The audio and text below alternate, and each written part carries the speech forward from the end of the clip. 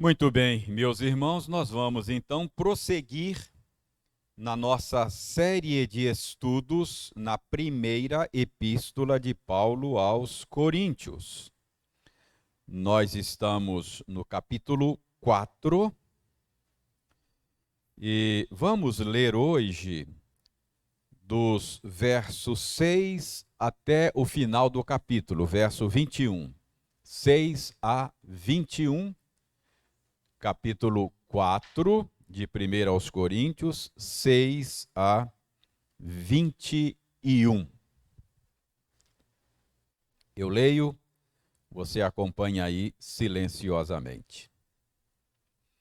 Estas coisas, irmãos, apliquei-as figuradamente a mim mesmo e a Apolo, por vossa causa, para que por nosso exemplo aprendais isto. Não ultrapasseis o que está escrito, a fim de que ninguém se ensoberbeça a favor de um em detrimento de outro. Pois quem é que te faz sobressair? E que tens tu que não tenhas recebido? E se o recebeste, por que te vanglorias como se o não tiveras recebido? Já estais fartos, já estais ricos, chegastes a reinar sem nós. Sim, tomara reinasseis, para que também nós viéssemos a reinar convosco. Porque a mim me parece que Deus nos pôs a nós, os apóstolos, em último lugar, como se fôssemos condenados à morte, porque nos tornamos espetáculo ao mundo, tanto a anjos como a homens. Nós somos loucos por causa de Cristo, e vós sábios em Cristo. Nós fracos e vós fortes. Vós nobres e nós desprezíveis. Até à presente hora sofremos fome e sede, e nudez, e somos esbofeteados, e não temos morada certa, e nos afadigamos trabalhando com as mãos ou com as nossas próprias mãos. Quando somos injuriados, bendizemos. Quando perseguidos, suportamos. Quando caluniados, procuramos conciliação. Até agora temos chegado a ser considerados lixo do mundo, escória de todos. Não vos escrevo estas coisas para vos envergonhar, pelo contrário, para vos admoestar como a filhos meus amados. Porque, ainda que tivesseis milhares de preceptores em Cristo, não teríeis, contudo, muitos pais, pois eu, pelo Evangelho, vos gerei em Cristo Jesus. Admoesto-vos, portanto, a que sejais meus imitadores. Por esta causa, vos mandei Timóteo, que é meu filho amado e fiel no Senhor, o qual vos lembrará os meus caminhos em Cristo Jesus, como por toda parte ensino em cada igreja. Alguns se ensoberbeceram, como se eu não tivesse de ir ter convosco. Mas em breve irei visitar-vos, se o Senhor quiser. E então conhecerei não a palavra, mas o poder dos ensoberbecidos. Porque o reino de Deus consiste não em palavra, mas em poder. Que preferis? Irei a vós outros com vara ou com amor e espírito de mansidão? Então, até aí, mantenha a sua Bíblia aberta.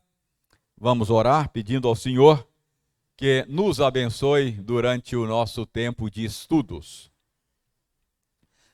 Senhor, damos-te graças por nos permitires mais uma vez nos reunirmos em torno da tua palavra santa. E agora, quando vamos nos esforçar para extrair dela alimento para o nosso coração, pedimos ao Senhor que nos abençoe, de tal maneira que possamos ter uma boa compreensão do sentido desta passagem. Convença o nosso coração de que a tua palavra é a verdade e inclina o nosso coração para a obediência. Nós oramos em nome de Jesus. Amém. Muito bem, meus irmãos. Depois de passar um tempo tratando daquele primeiro problema, que era o problema das divisões em torno dos nomes de líderes, Paulo agora está tratando nesta sessão da sua relação com a igreja de Corinto.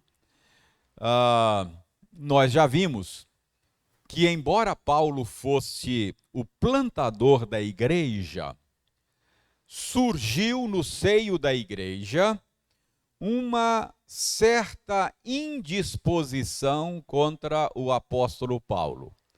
Se não de toda a igreja, pelo menos de alguns crentes lá de Corinto. Havia uma certa indisposição da parte deles contra o apóstolo Paulo.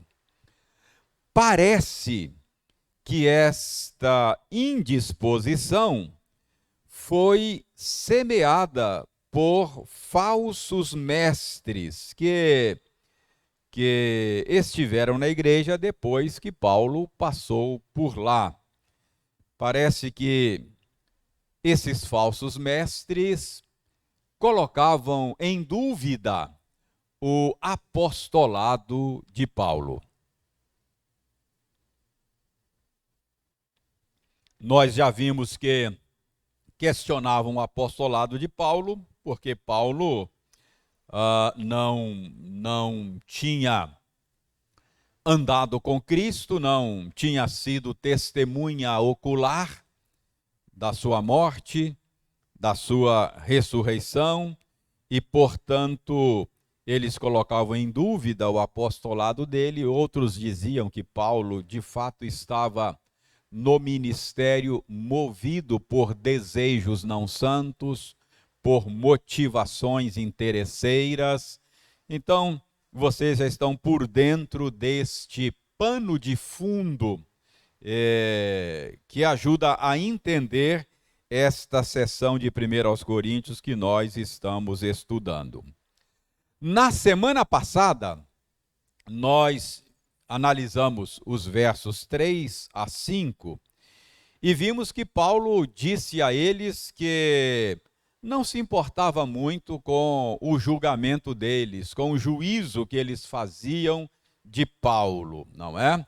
E Paulo também disse que não se dava por satisfeito também com o julgamento que ele mesmo fazia de si. Ou seja, Paulo diz que a palavra final sobre ele e sobre o seu ministério seria dada pelo Senhor mesmo.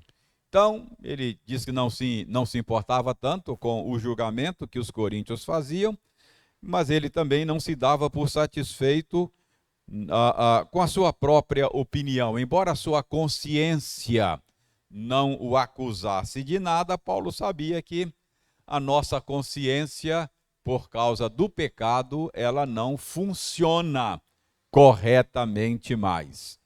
Nós vimos na semana passada que nossa consciência pode ser uma consciência fraca, hipersensível, e pode ser também uma consciência cauterizada. Analisamos esse tema no ensino de Paulo. Então, fomos até o verso 5. Hoje, chegamos ao verso 6. Então, vejamos agora o verso 6. Paulo diz: estas coisas, irmãos, apliquei-as figuradamente a mim mesmo e a Apolo. Estas coisas, apliquei-as figuradamente a mim mesmo e a Apolo. Estas coisas, que coisas, não é? Que coisas são essas às quais Paulo está se referindo aqui? Antes de descobrir aqui que coisas são estas, deixe-me chamar a sua atenção para o modo como Paulo está se dirigindo aqui aos seus leitores de Corinto, não é? Estas coisas, irmãos, isso é importante. Lembre-se de que Paulo está se dirigindo aqui a pessoas que ele sabia que tinham indisposição contra ele. Então, Paulo está se dirigindo aqui a pessoas que não gostavam dele, a pessoas que colocavam em dúvida as motivações do coração de Paulo. Mas, apesar disso, Paulo os chama de irmãos, não é? Paulo se dirige a eles de maneira cortês, amável, não é? Então, a despeito de todos os problemas dessa igreja, Paulo não desiste da igreja e Paulo trata estas pessoas aqui de uma maneira cortês. Ele os chama de irmãos, não é? Mas, voltando aqui, quais são as coisas que Paulo tem em mente quando ele diz aqui, estas coisas, irmãos? Que coisas são estas a que Paulo se refere? Irmãos, certamente, tudo que Paulo vinha dizendo ao longo desta sessão, mesmo quando está tratando das divisões, tudo aquilo que ele disse sobre o papel dos líderes. Lembram que ele usou algumas metáforas para ajudar os seus leitores a entenderem qual é o papel correto dos líderes, não é? Usou o papel do agricultor, não é? Ele disse, eu plantei, Apolo regou, mas o crescimento vem de Deus. Ele usou o papel a metáfora do construtor, não é? Ele disse que a igreja é o edifício de Deus e que os líderes são construtores que estão edificando a igreja do Senhor. Então, ele está se referindo a estas coisas, a estas metáforas, a esse ensino sobre o papel dos líderes. Ele diz que aplicou estas coisas a si mesmo e também a Apolo, porque ele e Apolo, eles eram os dois obreiros que tinham ligações mais diretas com a igreja. Paulo foi o fundador da igreja e Apolo foi o pastor que o sucedeu no pastorado daquela igreja. Então, os dois obreiros que tinham ligações mais diretas com a igreja de Corinto. Então, Paulo está dizendo, olha, estas coisas eu apliquei a mim mesmo e a Apolo. Com que propósito? Paulo diz aí, eu apliquei estas coisas a mim mesmo e a Apolo, não é? Por vossa causa, para que, por nosso exemplo, aprendais isto, não ultrapasseis o que está escrito, a fim de que ninguém se ensoberbeça a favor de um em detrimento de outro. Então, Paulo diz que ele usou essas metáforas, estas figuras, ele tratou do papel dos líderes, aplicando estas verdades a ele e a Apolo, por causa dos seus leitores, para que os seus leitores aprendessem uma lição. Qual é a lição?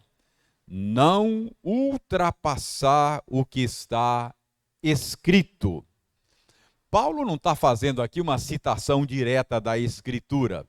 Certamente, Paulo tem em mente aqui todo o ensino da Escritura a respeito dos líderes.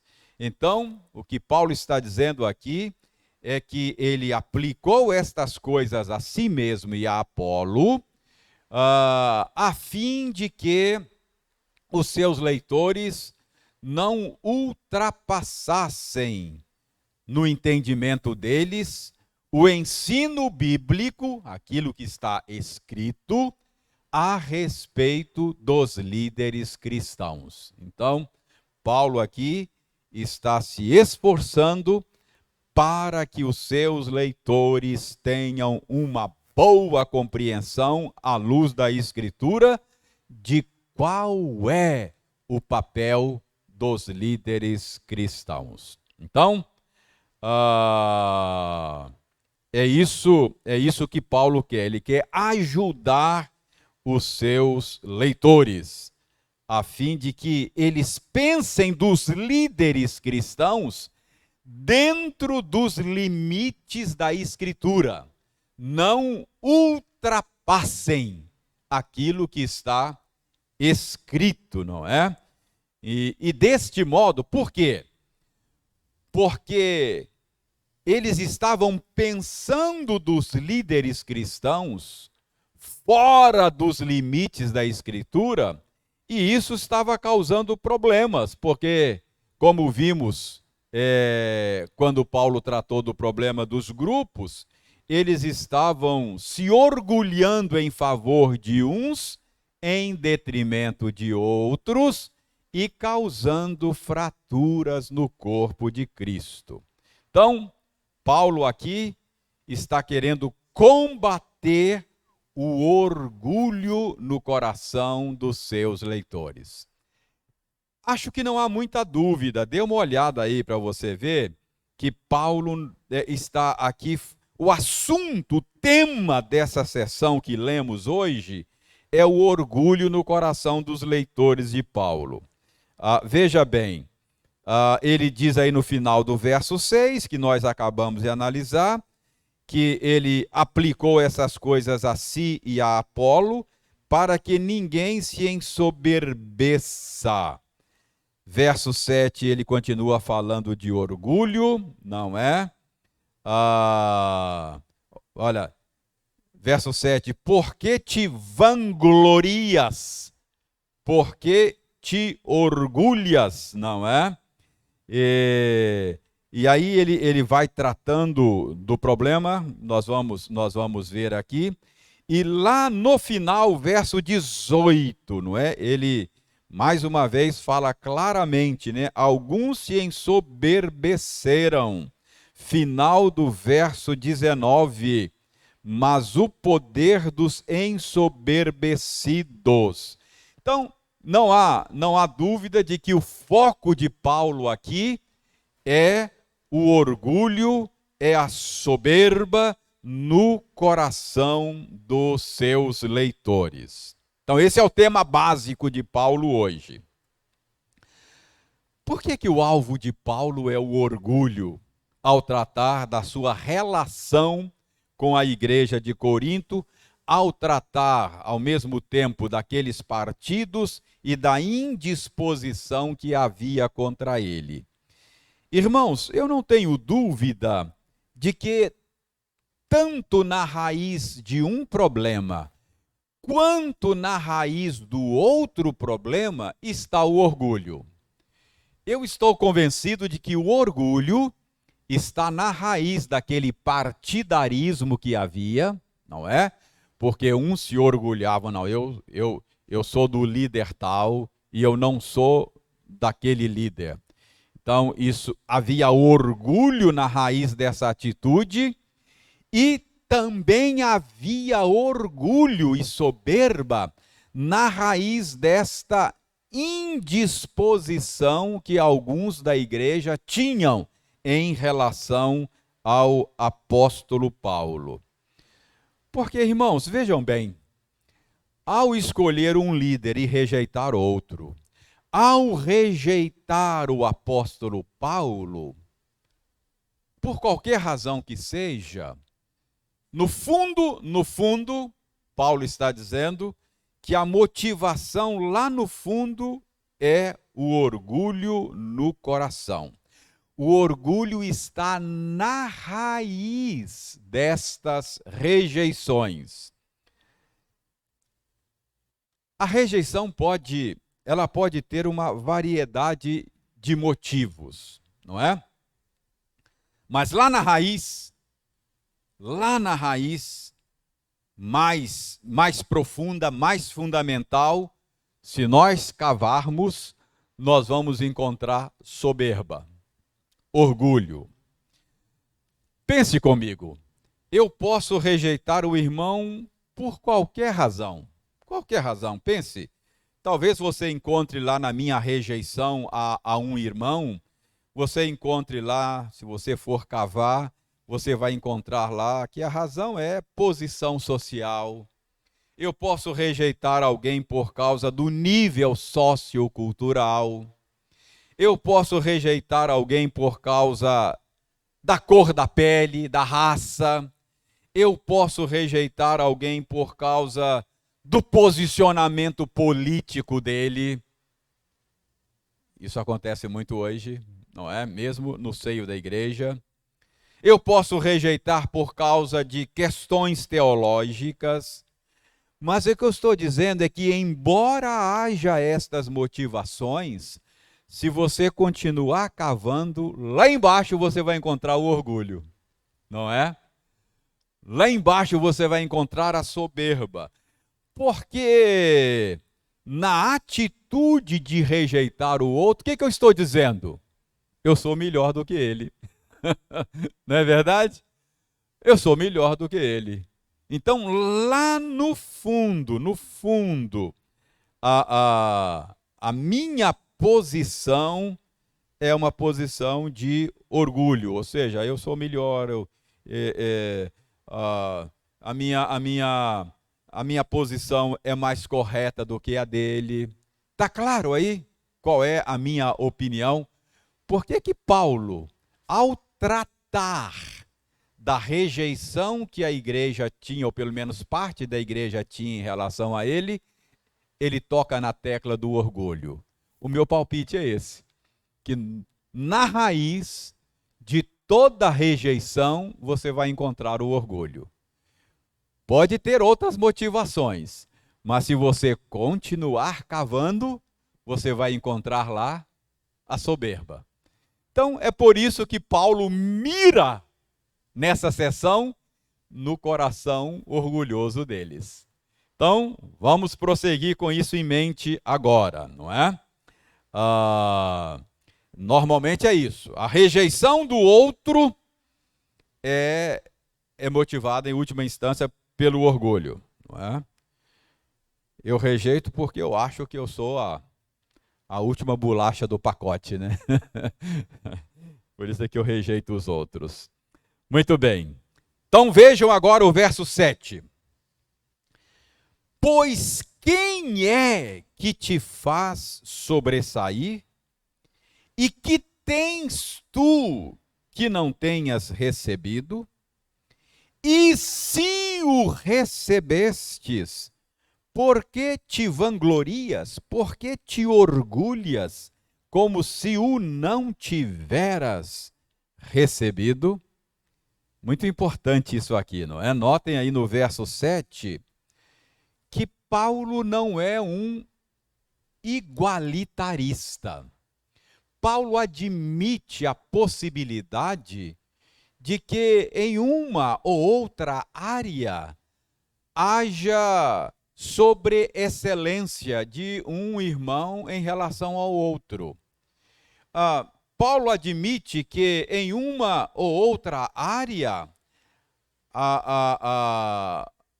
um irmão possa se sobressair em relação ao outro. O problema não é essa diversidade, e o problema não é a sobreexcelência de um irmão em relação a outro, não é? Porque veja bem, Paulo não é um igualitarista, porque Deus não nos fez exatamente iguais e na mesma proporção dos dons, talentos que ele distribui. Não é isso que a Bíblia ensina, não é? Você certamente vai sobressair em áreas que eu não sobressaio, não é? É possível que você tenha habilidades e capacidades em determinadas áreas que eu não tenho nenhuma habilidade e nenhuma capacidade. Deus distribui os dons e talentos entre nós de maneira diferenciada. É assim mesmo. E isso faz com que um se sobressaia sobre o outro. Tudo bem, não tem nenhum problema quanto a isso. Isso é belo, isso é bom, não é?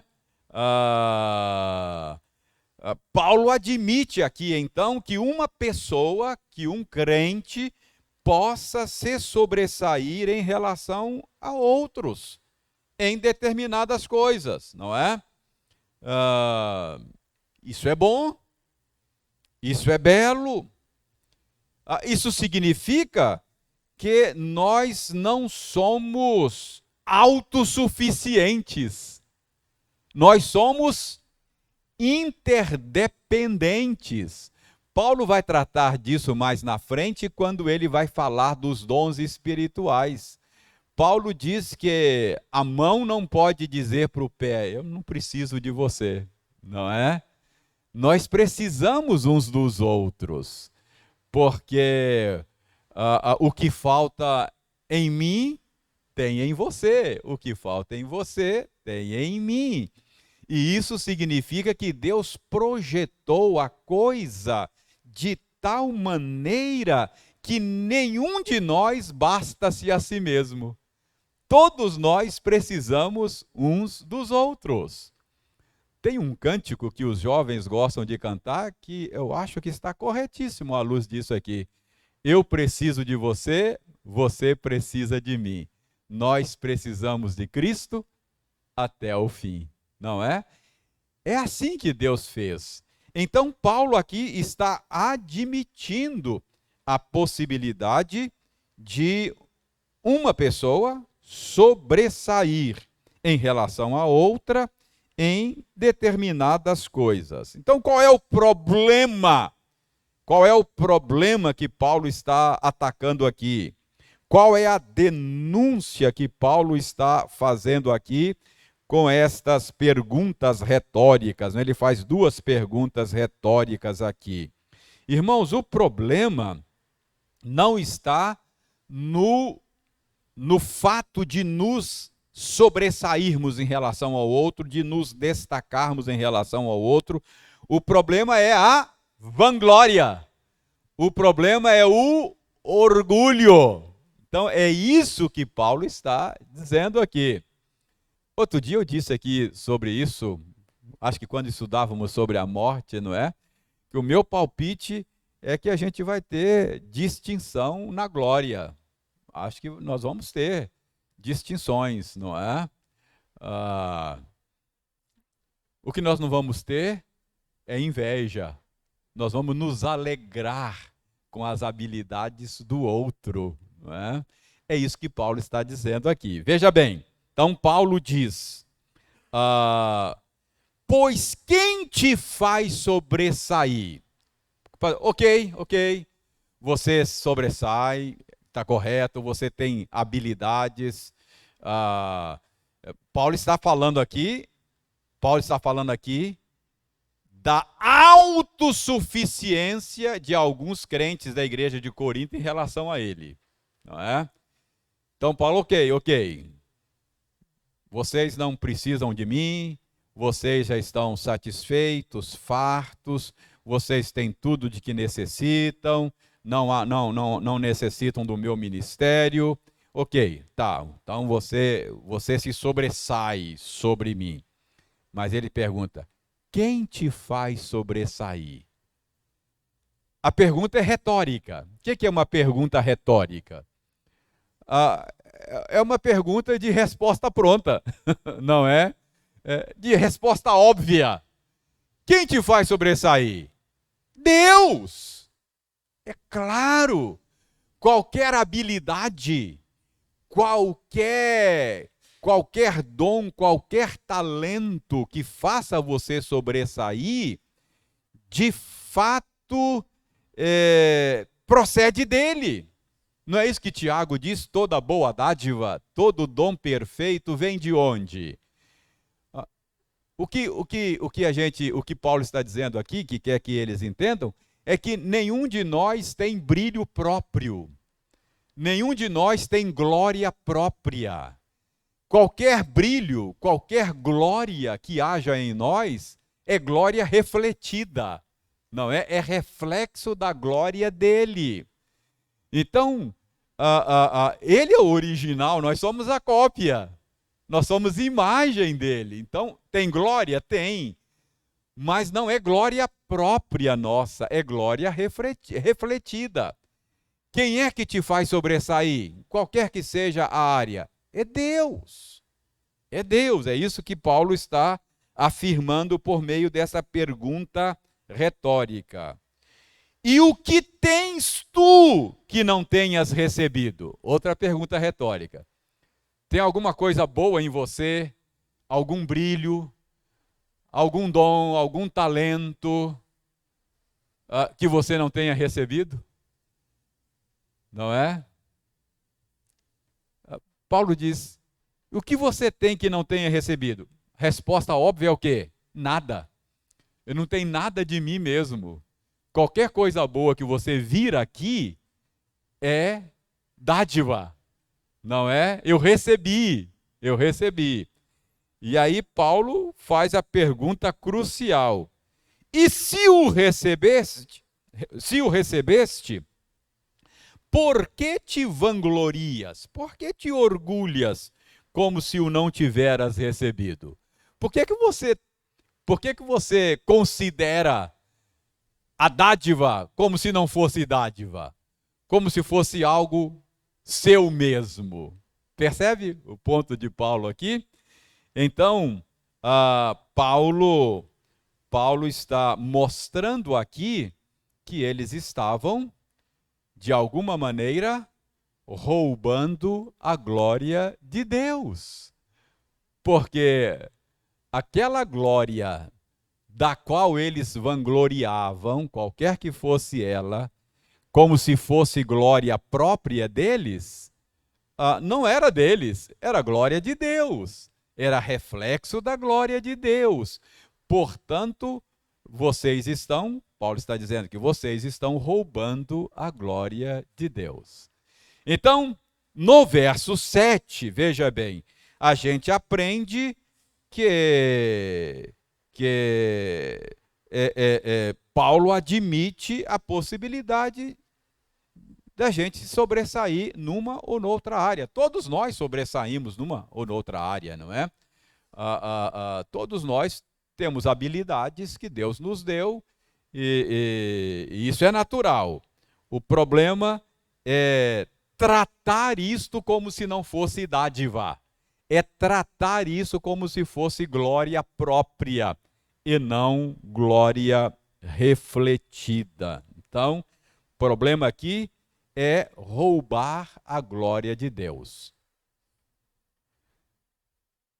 Mas é uma outra maneira, né? Deixa eu abrir um parêntese aqui.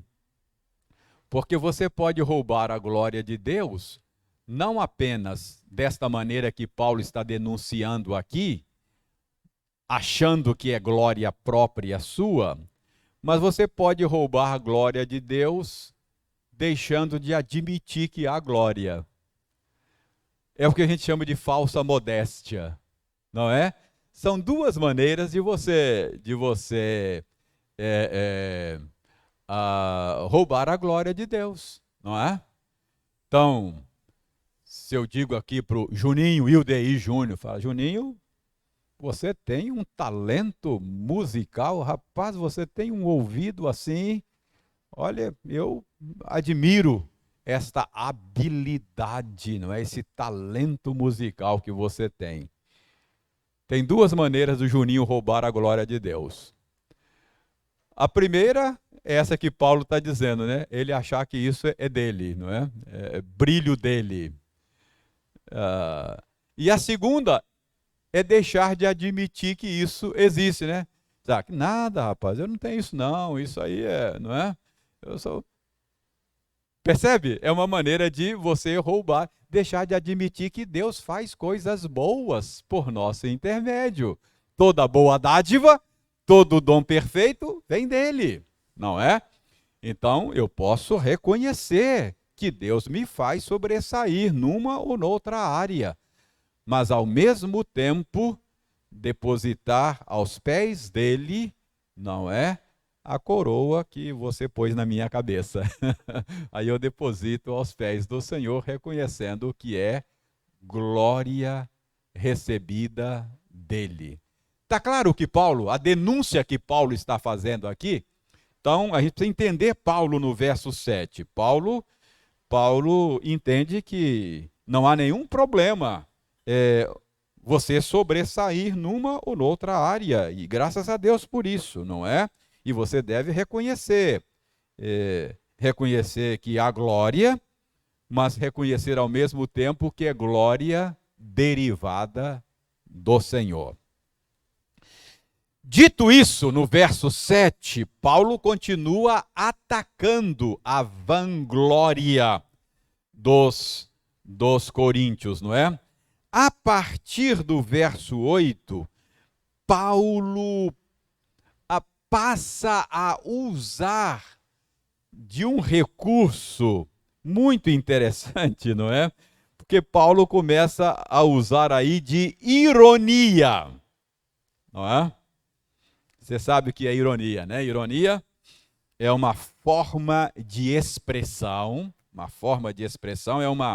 é um recurso de linguagem que consiste em dizer o contrário daquilo que você quer dizer. Não é isso? Ironia é um recurso de linguagem que consiste em você dizer o contrário daquilo que você quer dizer. Deixa eu dar um exemplo para ficar claro. Quando uma pessoa age assim de maneira muito sem graça com você, você fala assim, engraçadinho. Não é assim que você fala? Engraçadinho. O que você está querendo dizer? Sem graça. Isso é ironia, não é? Você não está dizendo que ele é engraçado, você está dizendo que ele é sem graça, mas você fala que ele é engraçado, não é? É engraçadinho. Então, essa é uma maneira, você diz uma coisa querendo dizer o contrário, não é? Isso é ironia. Quando você fala engraçadinho, você está dizendo sem graça, não é?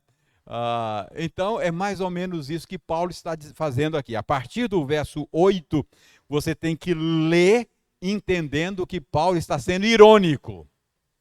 Olha como é que Paulo diz, já estáis fartos, já estáis ricos, chegastes a reinar sem nós. Sim, tomara reinasses, para que também nós viéssemos a reinar convosco. Paulo está aqui usando de ironia para denunciar a autossuficiência desses leitores lá de Corinto, não é? Preste atenção, Paulo era o plantador daquela igreja. Muitos desses crentes foram a Cristo por intermédio do ministério de Paulo. E agora, por causa do que os falsos mestres estavam dizendo de Paulo, estavam rejeitando Paulo. Ora, Paulo era o plantador da igreja. Muitos haviam se convertido por meio do ministério de Paulo. E agora está dizendo, não, nós não precisamos de Paulo mais. Não queremos Paulo. Aí Paulo está sendo irônico, não é? Veja bem como é que Paulo está dizendo. Já estáis fartos.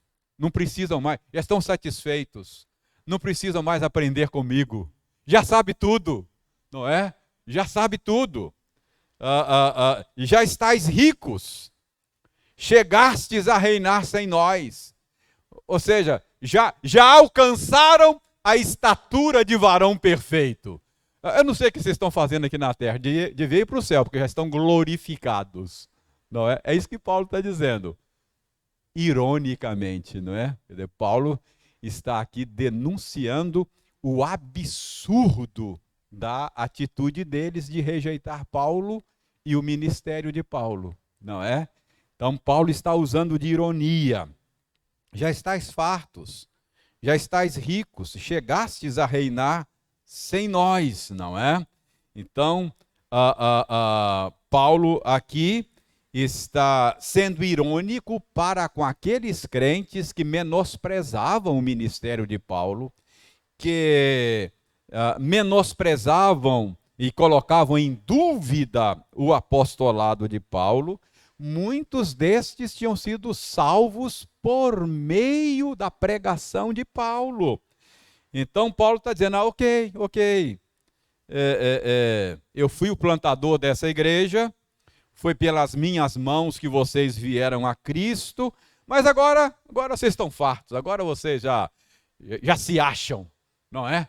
Agora vocês não precisam mais da minha ajuda, agora vocês já sabem tudo, já alcançaram a estatura de varão perfeito. Por isso é que vocês me desconsideram, é por isso é que vocês menosprezam o meu ministério.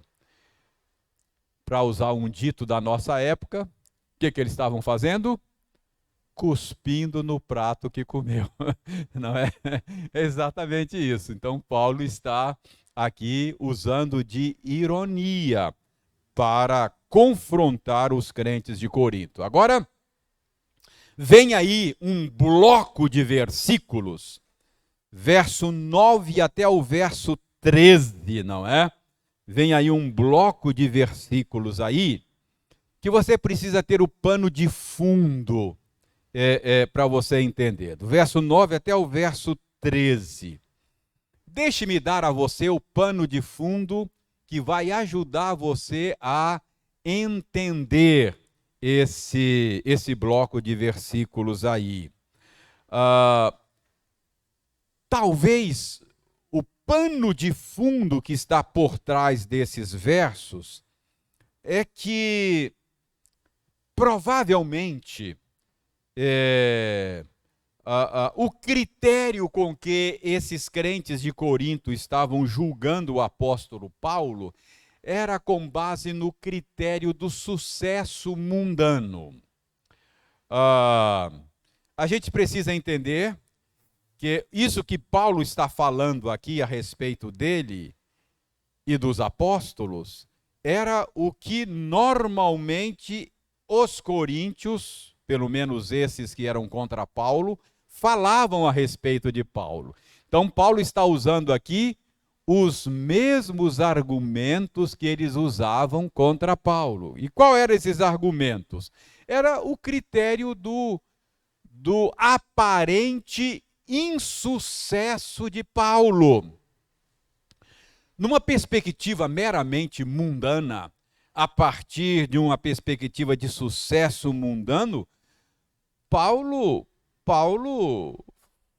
de alguma maneira, foi um fracassado, não é? Pense comigo, pense nas andanças de Paulo, pensa nas viagens missionárias de Paulo, leia o livro de Atos, lá dos Atos dos Apóstolos. Paulo conheceu o desprezo, Paulo conheceu a incompreensão, Paulo conheceu a perseguição, tanto de judeus quanto de gentios, de autoridades religiosas, autoridades civis, as autoridades romanas, não é? Não tinha cidade que Paulo chegava que ele não era expulso da sinagoga, que ele não fosse expulso da cidade.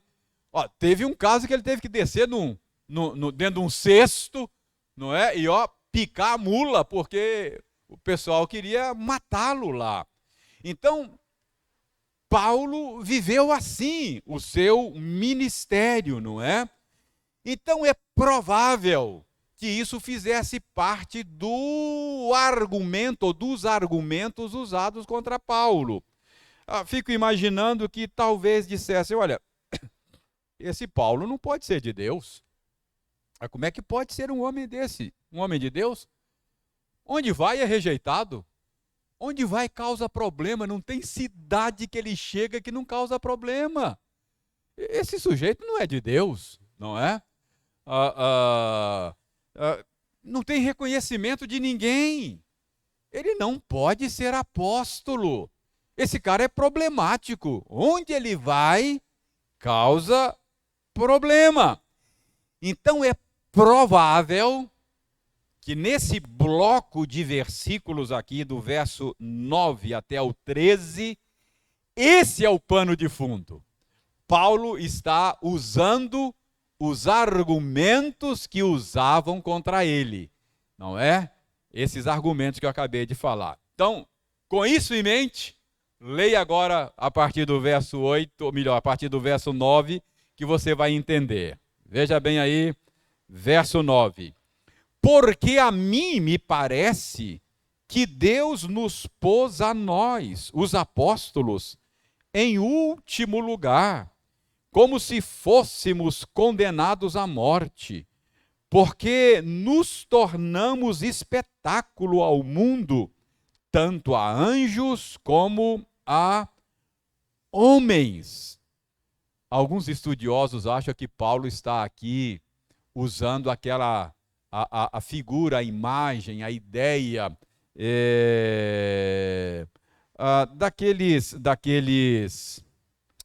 daquelas arenas romanas, tipo Coliseu em Roma, não é?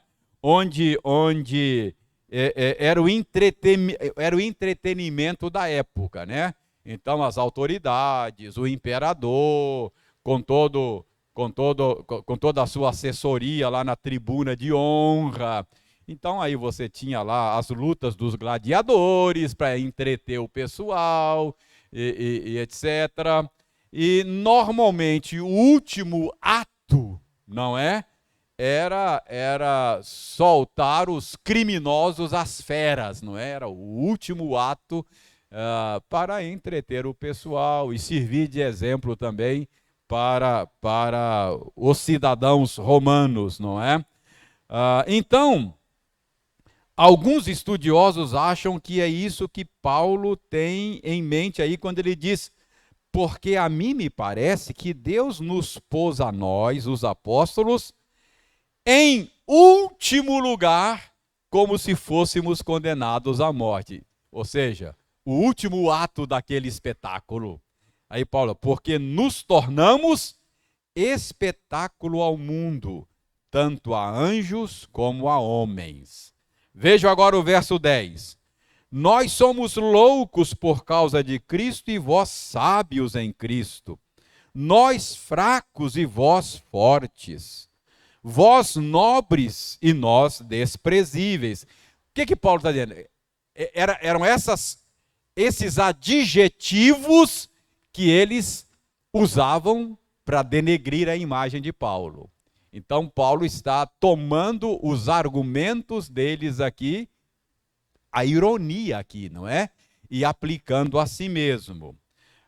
Paulo está sendo irônico, não é?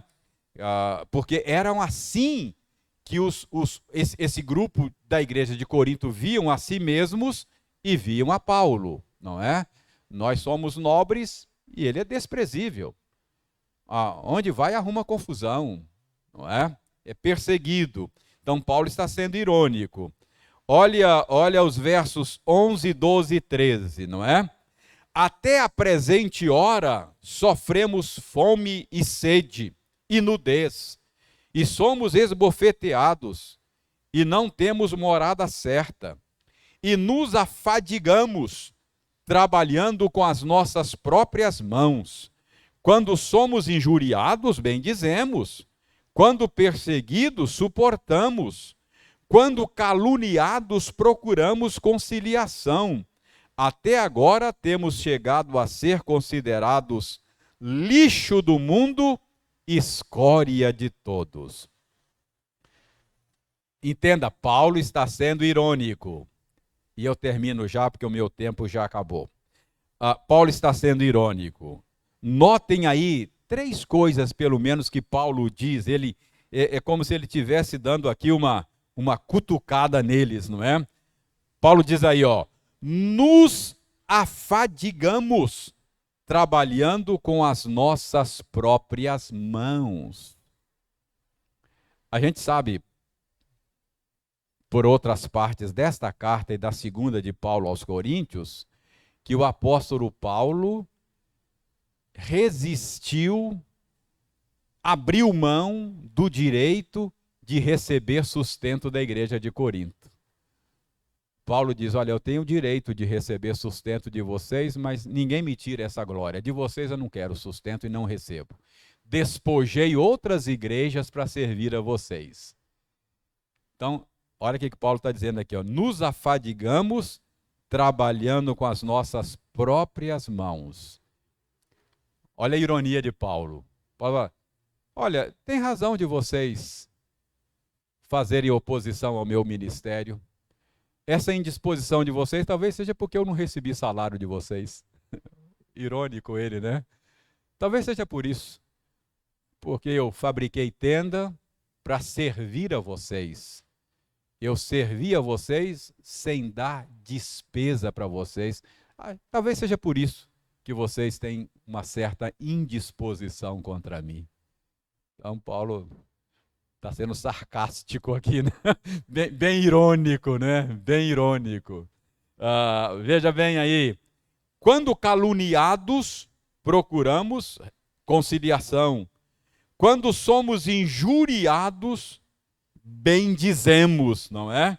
Enfim, talvez seja por isso que vocês não reconheçam o meu apostolado. Então, nós vemos aqui que Paulo faz a sua defesa de uma maneira bastante mordaz, não é? Bastante sarcástica, bastante irônica, não é? Isso ensina para nós que há lugar para esse tipo de coisa, não é? Na vida cristã. Paulo está aqui, é claro, tem aquelas pessoas que são sarcásticos o tempo todo, né? Não está correto, são irônicos o tempo todo. Mas há momentos que esse é um recurso para chocar e estabelecer a verdade, não é? É claro, você tem que saber aquilo que nós vimos no Eclesiastes, né? O coração do sábio conhece o tempo e o modo, não é? Então, há tempo para ser sarcástico, há tempo para ser irônico, é um recurso de comunicação que Paulo está usando aqui e que é legítimo. É legítimo, não é? Paulo está sob inspiração do Espírito Santo e por amor, nós vamos ver depois, a partir do verso 14, Paulo deixa isso claro, né? Olha, não vos escrevo estas coisas para vos envergonhar, pelo contrário, para vos admoestar. Então, pode dizer, eu não estou sendo irônico, sarcástico, mordaz, porque eu não gosto de vocês. Não, é porque eu amo vocês. Então, é legítimo esse tipo de recurso para mostrar aos crentes de Corinto, pelo menos esses que se opunham a ele, o absurdo do que eles estavam fazendo, cuspindo no prato que comeram, não é? Então, Paulo está usando aqui desse recurso. Irmãos, o nosso tempo esgotou, não vai dar para chegar ao verso 21. Vamos parar no verso 13. Então, nós estamos aprendendo aqui com o apóstolo Paulo que o orgulho no coração dos crentes de Corinto é algo que precisava ser combatido. Paulo está combatendo, é um mal, e ele está combatendo de uma maneira pouco usual e que muitas vezes a gente acha que não é nem cristã, não é legítima. Mas Paulo está usando aqui, portanto, é legítima. É uma maneira de chocar mesmo. Às vezes você tem que chocar, não é? Para trazer, para dar um susto, né? Para dar um susto, para trazer a verdade, para despertar, não é? Mexer com a consciência. Gente, vocês estão cuspindo no prato que comem, não é? Eu plantei essa igreja. Eu nunca, fui o instrumento que Deus usou para. Olha o que Paulo diz aqui, ó, verso 14, ó. Verso 14, final do verso 15, ó. Eu vos gerei em Cristo. Quer dizer, Deus me usou para tirar vocês das trevas para a luz. E agora vocês me tratam com desconsideração? Quer dizer, então Paulo está aqui chocando mesmo para despertar a consciência amortecida dos crentes de Corinto. Ok? Alguma pergunta, alguma colocação sobre o jeitão sarcástico de Paulo aqui? Ok. Se não, que Deus nos abençoe e que Deus nos livre do orgulho e da ingratidão que havia no coração dos coríntios, não é?